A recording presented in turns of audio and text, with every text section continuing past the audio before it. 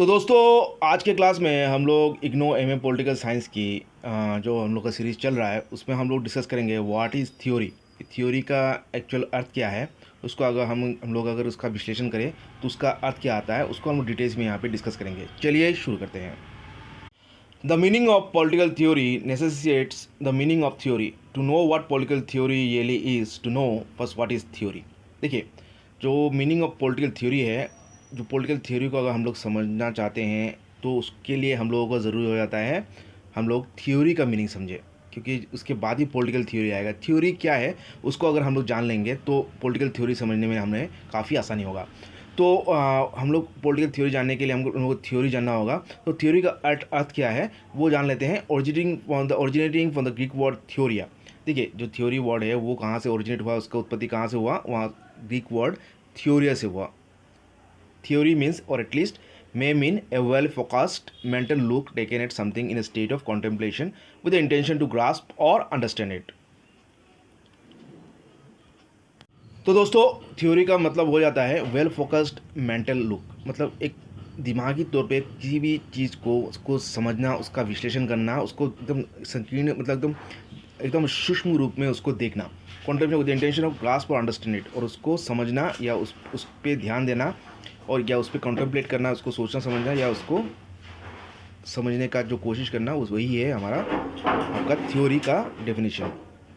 अभी जो German jurist थे, जाने माने जूरिस्ट और गवर्नमेंट के ऑफिशियल थे, अर्नोल्ड ब्रेक्ट, उन्होंने क्या कहा था थ्योरी के बारे में। उनका ये था, उनका कॉन्सेप्ट था कि जो थ्योरी है पॉलिटिकल थ्योरी, उसमें उसको दो भाग में हम लोग विभाजन कर सकते हैं। एक है उसका नैरो सेंस, उसका संकीर्ण रूप में उसका अर्थ, और दूसरा है उसका ब्रॉडर सेंस, उसका अगर हम लोग व्यापक रूप में उसको अगर विशाल तौर पे देखें तो दो अर्थ हमें मिलता है वहाँ पे।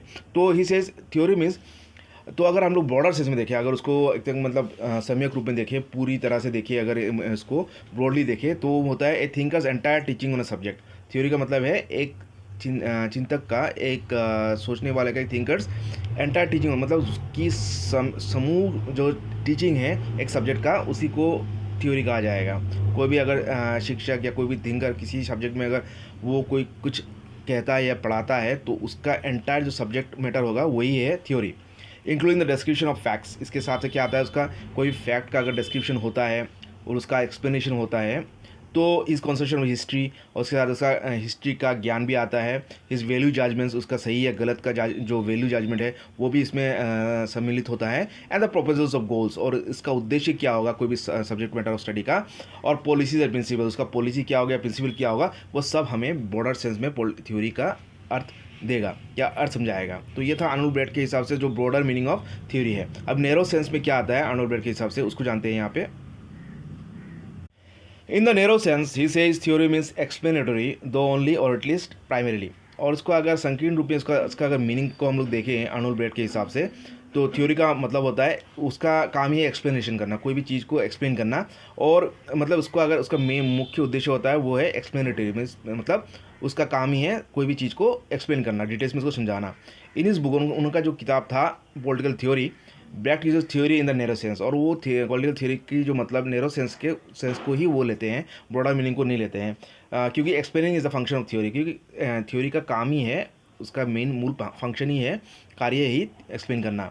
Thus, for him, theory means a proposition or set of propositions designed to explain something with reference to data or interrelations not directly observed or not otherwise manifest.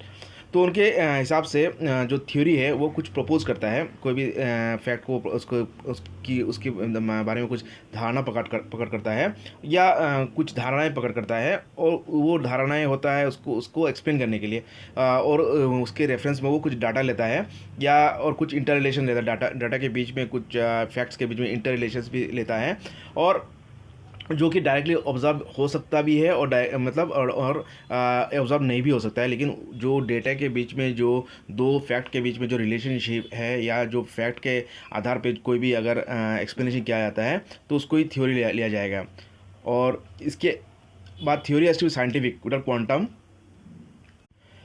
The quantum of science it is unthinkable. तो जो theory जो है, कोई भी political theory है, कोई भी चीज़ का थ्योरी जो होगा वो साइंटिफिक होना चाहिए, उसका आधार वैज्ञानिक तौर पे उसका फैक्ट एस्टेब्लिश होना होगा, साइंटिफिक तौर पे उसको सही उसको साबित करना होगा। क्योंकि उधर तो कौन उसका अगर साइंस का अगर कोई रिलेशन ना हो उस थ्योरी में, साइंस से वो प्रमाणित ना हो, तो वो मतलब थ्योरी को हम लोग सोच भी नहीं सकते, वो सही कभी भी उसको हम लोग उसको मतलब गुरुत्व उसको इम्पोर्टेंस नहीं दे सकते, उसको हम लोग लेख में नहीं ले सकते हैं।